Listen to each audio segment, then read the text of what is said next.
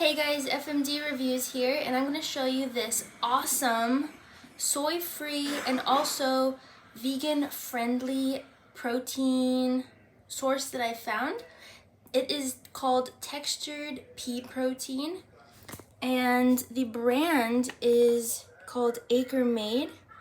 This is made in the USA, top 9 allergy-friendly, plant-based, non-GMO, and keto-friendly. It says on here that the crumble is equivalent to about 1.5 pounds of ground meat. And the ingredients, pea protein, that's it. You can see here, half a cup of it dried is 100 calories, or 26 grams. Only 1.5 grams of fat, 0 saturated fat, 0 trans fat, 0 cholesterol, 21 grams of protein, 15% iron. Now, if you've had TVP before, textured vegetable protein, I think a lot of the time it has soy in it. And my husband is allergic to soy. So I try to find things that are soy-free, and for myself, I don't eat meat. So a lot of times I'm looking for things that kind of check both boxes if possible. And one of the biggest things about this textured pea protein I like, this crumble, is that all I have to do is add hot water and then it's ready. It's also shelf stable, so I don't need to keep it in the fridge. I don't need to de-thaw anything. It's so convenient. I keep them at work, I keep them at home. I can add it to soups. Most of the time I just add hot water and I eat it with some sort of seasoning I'll put in it real quick. Very, very, very convenient. And it's also pretty affordable. If you buy this bag here, I'll put in the box, the description, how much it was. But if you get the bulk bag here, which I got, it's like 50% less the cost. So that's why I went ahead and I got the bulk bag of it. And you can see I ordered it on basically February 19th, which is when they packaged it, and it'll expire in about 1.5 years roughly. So that's a great shelf life. I'm definitely going to be finishing this before then, but yeah, so this is 1/2 cup of it dried, and I'm gonna pour that into a bowl and then add some of my hot water here in my kettle, and I'll show you how it looks. Okay, so I'm gonna put the crumbles in my bowl. Then I'm gonna pour in some hot water. I usually put a little extra hot water. I'm sure you can measure it and have it the same every time, but I'll put extra water, and then I'll if there's just way too much, I'll dump out the extra water after it's been soaking.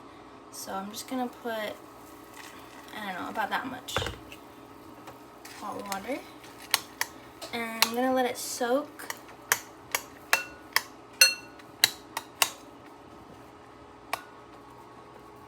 Actually, I'm gonna put just a little more water. About that much in there. And right now it is 10:38 p.m. I'm gonna wait a couple minutes and then we will check back. Alright, so it is now 10:41. It's been about 3 minutes since we first poured the water in, and it is completely soaked and soft now. You can see there's a little extra water, but I just keep that in there. It actually tastes pretty good to me.